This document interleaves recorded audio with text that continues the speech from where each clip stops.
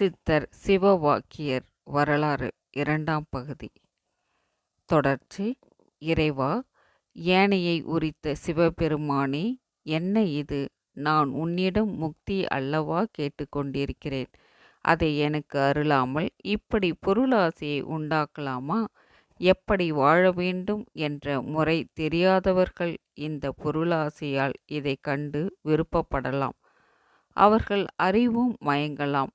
உடல் உழைப்பால் உழைத்து கிடைக்கும் ஊதியத்தை கொண்டல்லவா வாழ வேண்டும்.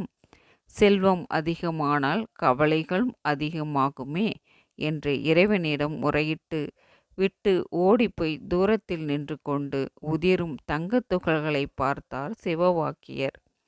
இவரது புலம்பலையும் அச்சத்தையும் கண்டு என்னவோ ஏதோ என்று ஓடி வந்த சில நரிக்குறவர்கள் அவரிடம் என்ன ஏது என்று விசாரித்தார்கள். சிவவாக்கியரும் பதட்டத்துடன், அதோ அந்த மூங்கிலிலிருந்து யமன் வெளிவருகிறான், அதை பார்த்துத்தான் நான் பயப்படுகிறேன் என்று சொல்லி தங்க துகள்களை உதிர்வதை சுட்டிக்காட்டினார். குறவர் இன இளைஞர்களும் அதை கண்டு ஆச்சரியப்பட்டார்கள்.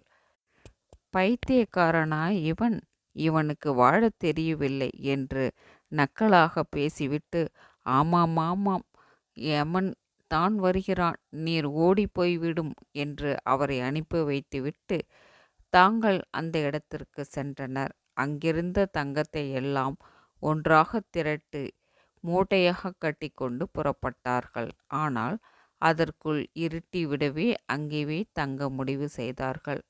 2 பேர் பொன் மூட்டைகளை பார்த்து கொள்வதென்றும் 2 பேர் ஊருக்குள் சென்று உணவு வாங்கி வருவதென்றும் தீர்மானம் செய்து இருவரும் புறப்பட்டனர்.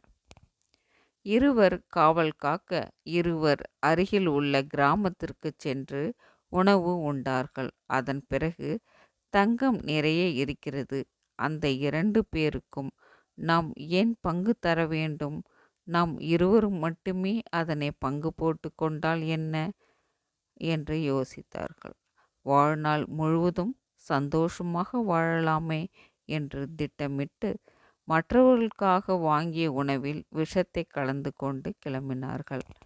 உணவுடன் வந்த அவர்களை பார்த்ததும் மூட்டைக்கு காவலாக இருந்த இருவரும் அவர்களை வரவேற்று, கொஞ்சம் தண்ணீர் வேண்டும், அதோ எதிரில் உள்ள கிணற்றில் இருந்து தண்ணீர் கொண்டு வாருங்கள் என்று வேண்டினார். வந்தவர்கள் இருவரும் உணவு பொட்டலங்களை கொடுத்துவிட்டு தண்ணீர் கொண்டு வருவதற்காக போனார்கள். மூட்டைக்கு காவலாக இருந்த இருவரும் அவர்களை பின்தொடர்ந்து சென்று அந்த கிணற்று அருகிலே சென்றவுடன் அவர்கள் காலை வாரிவிட்டு அந்த கிணற்றுக்குள்ளே தள்ளிவிட்டனர். கிணற்றுக்குள் விழுந்த இருவரின் கதையும் முடிந்தது.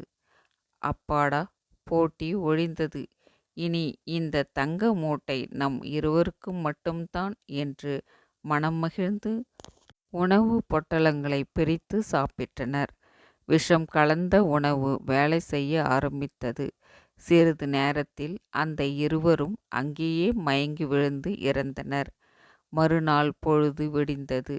வழக்கம் போல் மூங்கில் வெட்ட வந்த சிவவாக்கியர் 4 பிணங்களையும் கண்டு, ஐயோ, இந்த யமன் இவர்கள் 4 பேர்களையும் கொன்றுவிட்டதே என்று அவர்களுக்காக வருந்தியபடி மூங்கில் வெட்ட போய்விட்டார். சிவவாக்கியர் ஒரு நாள் கீரை பிடுங்கும்போது வானவீதி வழியாக கொங்கணர் சித்தர் போய்க் கொண்டிருந்தார். சிவவாக்கியரின் தவ ஒளி கொங்கணரை திரும்பி பார்க்க வைத்தது. இருவரும் ஒருவரை ஒருவர் சந்தித்து மகிழ்ந்தனர். அன்றிலிருந்து கொங்கணர் அடிக்கடி சிவவாக்கியரை பார்ப்பதற்காக வரத் தொடங்கினார். கொங்கணர் வரும்போதெல்லாம் சிவவாக்கியர் மூங்கிலை பிளப்பதும் முறம் கூடைகள் பின்னுவதுமாக இருந்தார். தங்கம் செய்யும் வித்தை அறிந்தும் இந்த மகான் ஏன் வறுமையில் உழல வேண்டும் என்று எண்ணிய கொங்கணர் சிவவாக்கியர் இல்லாத சமயமாக அவர் வீட்டிற்கு வந்து அவர் மனைவியை சந்தித்து அவளிடம், அம்மா, உபயோகப்படாத இரும்பு துண்டுகள் ஏதாவது இருக்கின்றதா? இருந்தால் கொண்டு வா என்று கூறினார். சிவவாக்கியரின் மனைவி குடிசையில் இங்கும் அங்குமாக தேடி ஒரு சில இரும்பு துண்டுகளை கொங்கணரிடம் கொண்டு வந்து கொடுத்தார். உடனே கொங்கணர் அவைகளை தங்கமாக மாற்றி அவளிடம் கொடுத்துவிட்டு அங்கிருந்து மறைந்தார். சிவவாக்கியர் வீடு திரும்பியதும் அவர் மனைவி கொங்கணர் வந்தது முதல் நடந்த விவரங்களை சொல்லி தங்கத்தை கணவர் முன் வைத்தார். சிவவாக்கியர் அவைகளை கையால் கூட தொடவில்லை. இது ஆளை கொல்லும் யமன், உடனே இவைகளை கொண்டு போய் பாழும் கிணற்றில் போட்டுவிடு என்று சொன்னார். கணவர் பேச்சை மறுத்து அறியாத அந்த காரிகை உடனே தங்கத்தை கொண்டு போய் கிணற்றில் போட்டுவிட்டு திரும்பினாள். பகல் நேரம் ஒரு சமயம் தன் மனைவியின் விருப்பத்தின் பேரிலே அந்த தங்கம் உருவாக்கப்பட்டதோ என சந்தேகம் கொண்ட சிவவாக்கியர் ஒரு கல்லின் மேல் சிறுநீர் கழித்துவிட்டு அதன் பிறகு மனைவியை அழைத்தார். அவள் வந்ததும், தேவி, இந்த கல்லின் மேல் தண்ணீரை கொட்டிவிடு என்று சொன்னார். அவள் தண்ணீரை கொண்டு வந்து அந்த கல்லின் மேல் கொட்டியதும் குபுகுபு என்ற புகை எழுந்து மறைந்தது. புகை அடங்கியதும் பார்த்தால் அந்த செங்கல் தங்க பாலமாக மாறி இருந்தது. தன் மனைவியை அழைத்து, வேண்டுமானால் இதை நீ எடுத்துக்கொள் என்றார். அவர் மனைவியோ அந்த தங்கத்தை கையால் கூட தொடவில்லை. சுவாமி, தங்கள் மாறாத அன்பு இருந்தால் அதுவே போதும், எனக்கு தங்கம் தேவையில்லை என்று கூறிவிட்டாள். சிவவாக்கியர் உள்ளம் உவந்து மனைவியை பாராட்டினார். இல்லறம் நல்லறமாக தொடர்ந்தது. ஒரு நாள் சிவவாக்கியர் முறம் முடைத்து கொண்டிருந்தார். அப்பொழுது சிவபக்தர் அவரை நெருங்கி, சுவாமி, சித்த தரிசனம் கோடி பாவம் நாசம் என்பார்கள்.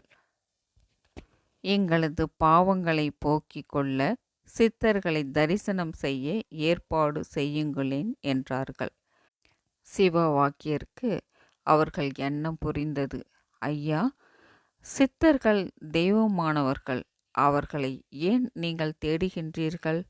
ஆசைகளிலும் பாசங்களிலும் சுற்றி சுழலும் உங்களால் அவர்களை நெருங்க முடியுமா? அப்படியே நெருங்கினாலும் அவர்கள் சொல்வதை கடைபிடிக்க முடியுமா? நீங்கள் சரியாக கடைபிடிக்காவிட்டால் அவர்கள் ஏதேனும் சாபம் விடுவார்களே என்றார். நீங்கள் சொல்வதெல்லாம் நிஜம்தான். நாங்கள் சித்தர்களை தரிசிக்க விரும்புவது அவர்கள் செய்யும் சித்து விளையாடல்களை காண்பதற்கும், சித்து விளையாடல்கள் மூலம் தங்கம் செய்து அதனால் உலகில் உள்ள வறுமையை ஒழிக்க முயற்சிக்கப் போகிறோம் என்றனர். சிவவாக்கியருக்கு அவர்கள் எண்ணம் தெளிவாக தெரிந்தது. ஐயா, உங்களை போன்றவர்கள் வருவீர்கள், தொல்லை கொடுப்பீர்கள் என்று பயந்துதான் சித்தர்கள் உங்கள் கண்களில் படாமல் இருக்கிறார்கள். தங்கம் தங்கம் என்று அலைபவர்களிடம் தங்கம் தங்காது. அதனால் அவர்கள் கெடுதல்தான் உண்டாகும். அதனால் பாக பிரிவினை, குடும்ப ஒற்றுமை குலைந்து போய் நீதிமன்றத்தில் அல்லவா நிற்பார்கள். எத்தனை களவு, எத்தனை கொலைகள் சர்வ சாதாரணமாக நித்தமும் நிகழ்ந்து கொண்டிருக்குமே. இந்த பாவத்திற்கு நாம் ஏன் ஆளாக வேண்டும் என்று நினைத்து தான் சித்தர்கள் உங்கள் கண்களில் படவில்லை என்றார். ரசவாத வித்தை மூலம் தங்கத்தை செய்ய கற்றுக்கொள்ளலாம் என்று வந்த அன்பர்கள் தலை குனிந்து நின்றனர். அன்பர்களே, உங்களின் பொருளாசையை ஒழியுங்கள், சித்தத்தை சிவனிடம் வையுங்கள், பிறகு நீங்கள் தங்கமாக ஆவீர்கள். இதுதான் எல்லோருக்கும் தங்கத்தை அடைய சுலபமான வழி என்று உபதேசம் செய்து அவர்களை அனுப்பி வைத்தார். அவர்கள் போனதும் சிவவாக்கியர் இறைவனின் எண்ணத்தில் ஆழ்ந்தார். உள்ளம் உருகியது. இறைவா, மக்களுக்கு தூய்மையான எண்ணம் உருவாகாதா? எத்தனை கோயில்கள், எத்தனை ஞான நூல்கள், எத்தனை உபதேசங்கள் இருந்தும் இவர்கள் கடைத்தேறவில்லையே. வீண் பொழுதை போக்கி உண்மையை உணர ஆர்வமில்லாமல் இருக்கிறார்களே. இவர்களுக்கு நீ கருணை காட்டக்கூடாதா என்று வேண்டினார். தன் அனுபவங்களை பாடல்களாக ஆக்கினார். சிவவாக்கியரால் செய்யப்பட்ட அப்பாடல்கள் சிவவாக்கியம் என்று அழைக்கப்படுகிறது. இவருடைய பாடல்களில் சிவ என்னும் சொல்லை மிகுதியாக காணலாம். சிவவாக்கியர் பெயரால் சிவ பக்தர்கள் போல காணப்பட்டாலும் அவருடைய பாடல்கள் அவர் ஒரு சமரச ஞானி என்பதை காட்டுகின்றனர். சிவவாக்கியர் பாடல்கள் முழுவதும் அந்த பாடல்களாக அமைந்திருக்கின்றன. அவர் பாடல்கள் ராம ஜபம் உண்டு, சிவ கீர்த்தனையும் உண்டு. மற்றும் ஒரு பாடலையும் எழுதியிருக்கிறாரு. நிறைய பாடல்கள் எழுதியிருக்காரு. நமக்கு சிலவற்றை மட்டும்தான் நம்ம இங்கே பார்க்குறோம். அதாவது நம் முதுமையை தவிர்த்து இளமையை காத்து நீண்ட காலம் வாழ்வதற்கான ஒரு பயிற்சியும் இருக்குது.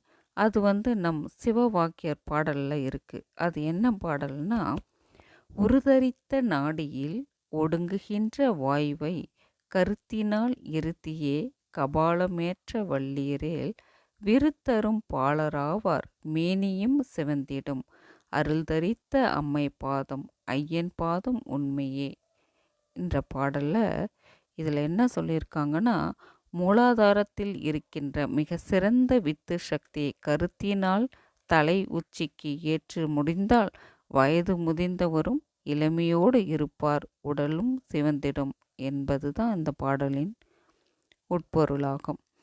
இதை தான் நம் அருள் தந்தை வேதாத்ரி மகரிஷி அவர்கள் இதை ஆராய்ச்சி செஞ்சு இந்த பாடலுக்கான பயிற்சி என்னன்னா, காயகல்ப பயிற்சி செய்து தான் இந்த பாடலுடைய பயனை நம்ம அடைய முடியும்.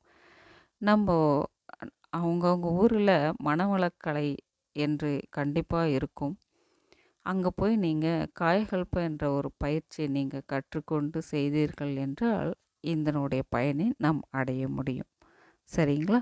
அதற்கடுத்தது நம் தினமும் கேட்டுக்கொண்டு இருக்கிறோம் சிவன் பாடல்கள் நிறைய.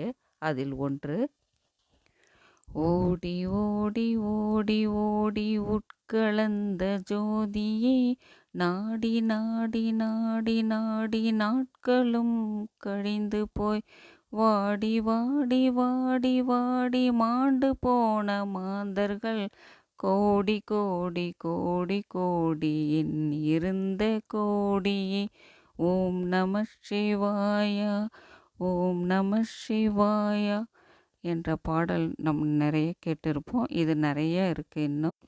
அதில் முதல் ஒரு 4 லைன் தான் உங்களுக்கு பாடி காமிச்சிருக்கேன். மேலும் நீங்கள் எல்லாம் கேட்டு தெரிஞ்சிருப்பீங்க அந்த பாடலை. நாம் இத்துடன் இப்பதிவை நாம் நிறைவு செய்து கொள்ளலாம்.